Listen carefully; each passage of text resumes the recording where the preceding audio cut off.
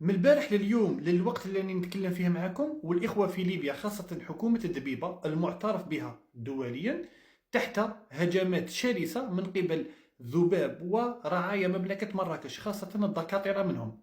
قال لك الشي اللي دارتو ليبيا عيب وعار، هذا هو حق الخير. مانيش عارف من خير يهضروا عليه، ولكن ماشي مشكلة.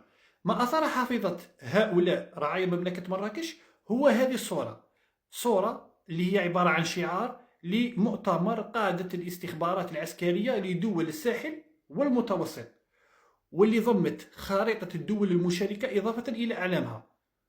وقال لك علاش داروا الخريطة تاعنا مبتورة من صحرائها، الصحراء المغربية، ماشي حقا للإخوة الليبيين. وبحكم أنه هذو الناس ماشي رجال يخيروا الدول، يخيروا الأسماء اللي يتازاو ليها، في حين أنه بعض الدول والكيانات كيشوفوهم يديروا نفس الشيء يحطوا راسهم في الطلب كي نعم. أنا جيت نذكرهم أنه إذا حقيقة كنتوا رجال وبكم مصالح مملكة مراكش والصحراء المغربية، كنا نشوفوا الاستئساد تاعكم مع نتنياهو في الكثير من المناسبات يخرج لنا ويبين الخريطة الحقيقية تاع مملكة مراكش في الكثير من المناسبات. نزيدك في كأس افريقيا مؤخرا فقط، يعني حوالي 3 أشهر، شفنا القناة الرياضية الحكومية للكيان تقوم بوضع الخريطة لمملكة مراكش المعترف بها أيضا.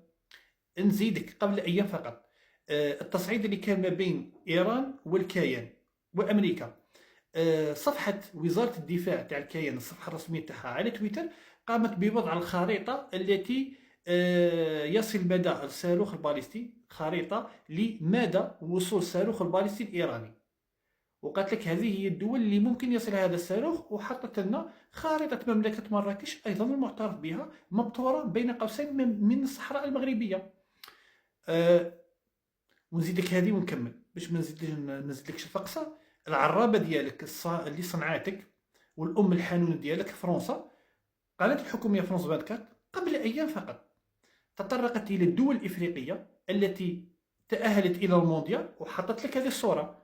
وكالعادة الرأس تحت التراب مثل النعام أو الرأس تحت الزورة، ولا واحد يتكلم، ما يقدرش يتكلموا لأنه بصح العبارة هذو الناس ماشي رجال، وهم يملكون عقلية الضباع، يتحيلون الفرص ويشوفوا ويقابروا الفارسة اللي تكون مبلسة يقضوا عليها. نفثوريشنا على تونس لأنه تونس وضعها الحالي مع الأسف الشديد اقتصاديا مزري، وأيضا ليبيا المشاكل اللي راكم عارفين واش كاين فيها. ثاني كنبينوا حنا روحنا رجال، بصح قدام الكيان وفرنسا ما نقدروش، لأنه هذو أولياء نعمتنا، لو كان نهضروا يصرفقونا مع الأسف الشديد. تحياتنا، ودائما في إطار إعادة إدخال من لا يملك بيت الطعام دخلوه بيت الطعام، ماشي مشكلة ونذكروه.